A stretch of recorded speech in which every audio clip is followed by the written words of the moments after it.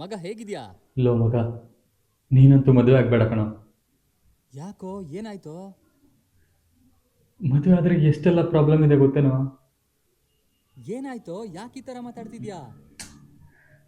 ಏನು ಅಂತ ಹೇಳಿ ಮಗ, ಒಂದ ಎರಡ ಅಲ್ಲ ಕಣ. ನೀ ಸ್ನಾನ ಮಾಡೋ ಟವಲ್ನ ಎಷ್ಟು ದಿನ ಯೂಸ್ ಮಾಡ್ತೀಯಾ? 1 ಮಂತ್ ಯೂಸ್ ಮಾಡ್ತೀನಿ. ಅಲ್ವಾ? ವಾರ ವಾರ ಚೇಂಜ್ ಮಾಡ್ಬೇಕಂತೆ ಕಣ. ಬರೀ ಅದು ಮಾತ್ರ ಅಲ್ಲ, ಪಿಲ್ಲೋ ಕವರು, ಬೆಡ್ಶೀಟು, ಬೆಡ್ ಸ್ಪ್ರೆಡು ಎಲ್ಲನೂ ವಾರಕ್ಕೆ ಒಂದ್ಸಲ ಚೇಂಜ್ ಮಾಡ್ಬೇಕಂತೆ. ಥು. ಅಯ್ಯೋ ಹೌದಾ? ಆಮೇಲೆ ಡೈಲಿ ಸ್ನಾನ ಮಾಡ್ಲೇಬೇಕಂತೆ, ಮುಖಕ್ಕೆ ಸನ್ಸ್ಕ್ರೀನ್ ಹಾಕೋಬೇಕಂತೆ. ಅಲ್ಲ ಕಣೋ, ಹೊರಗೆಲ್ಲಾದ್ರೂ ಹೋದಾಗ ಹಾಕೊಳ್ಳೋದು ಸರಿ, ಅಥವಾ ಕ್ರಿಕೆಟ್ ಆಡಕ್ ಹೋದಾಗ ಹಾಕೋತೀವಿ. ಅದ್ಬಿಟ್ಟು ಮನೇಲಿದ್ದಾಗ್ಲೂ ಹಾಕೋ ಹಾಕೋ ಅಂದ್ರೆ ಇದ್ಯಾವ ಗೋಳು ಗುರು ನಮ್ಗೆ. ಹೋಗ್ಲಿ ಸಮಾಧಾನ ಮಾಡ್ಕೊಳ್ಳೋ. ಏನ್ ಸಮಾಧಾನನೋ ಏನೋ. ಇದನ್ನೆಲ್ಲ ಬಿಡು, ಅಡ್ಜಸ್ಟ್ ಮಾಡ್ಕೊಳ್ಳೋಣ. ನಿನ್ ಗ್ಯಾಸ್ ಬಂದ್ರೆ ಏನ್ ಮಾಡ್ತೀಯ? ಬಿಡ್ತೀಯ ತಾನೆ? ಹ್ಞೂ. ಅಯ್ಯೋ, ನನಗೆ ಅದಕ್ಕೂ ಸ್ವಾತಂತ್ರ್ಯ ಇಲ್ಲ ಮಗ.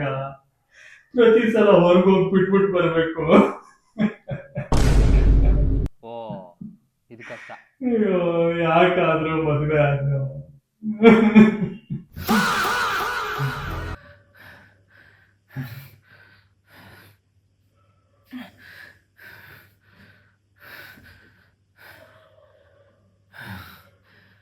ಯಪ್ಪ, ಕೆಟ್ಟ ಕನ್ಸು.